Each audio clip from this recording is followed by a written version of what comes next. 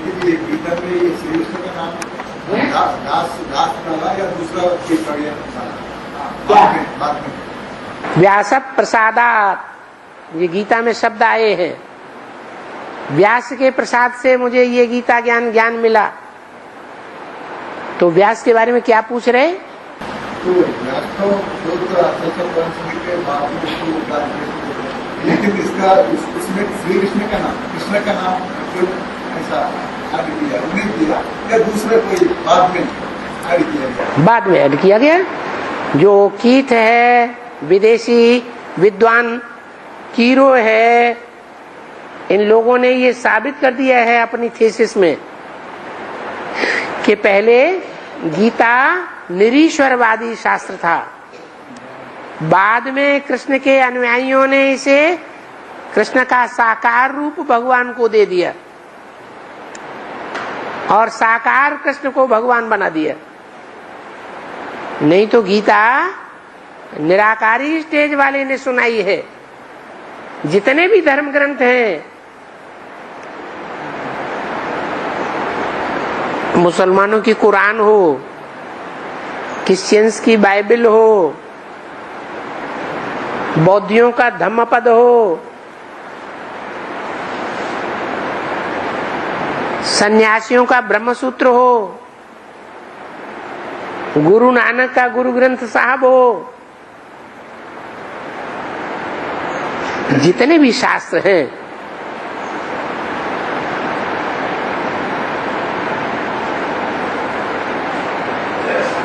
निराकारी stage में सुनाए गए हैं या साकारी स्टेज में सुनाए गए हैं। ध्यान से चेहरों को देखो, महात्मा बुद्ध को ध्यान से देखो, चेहरा क्राइस्ट का चेहरा जरा ध्यान से देखो, गुरु नानक का चेहरा जरा ध्यान से देखो।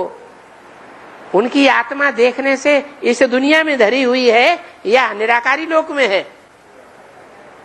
तो सभी धर्म पिताएं जब निराकारी स्टेज में रह करके ज्ञान सुनाते हैं, गीता वो अपने धर्म का शास्त्र सुनाते हैं, तो भगवान क्या साकार हो जाएगा? भगवान संपन्न स्टेज में ज्ञान सुनाएगा या साकार शरीर में प्रवेश करके साकारी स्टेज में ज्ञान सुनाएगा? है निराकारी स्टेज में ज्ञान सुनाएगा। आत्मा ही निराकारी स्टेज में है, संपन्न स्टेज में है।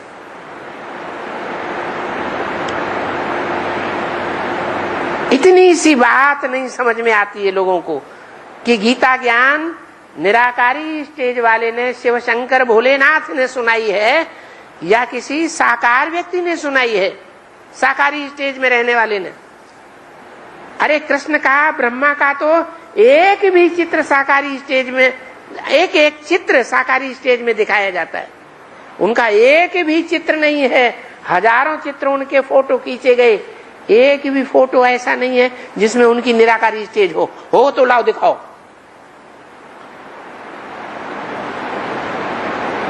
नहीं समझ में आया है? अरे समझ में नहीं आ रहा है। ब्रह्मा कुमारियों से पूछो, तुम्हारे पास कोई निराकारी स्टेज का ब्रह्मा बाबा का फोटो हो तो दिखाओ।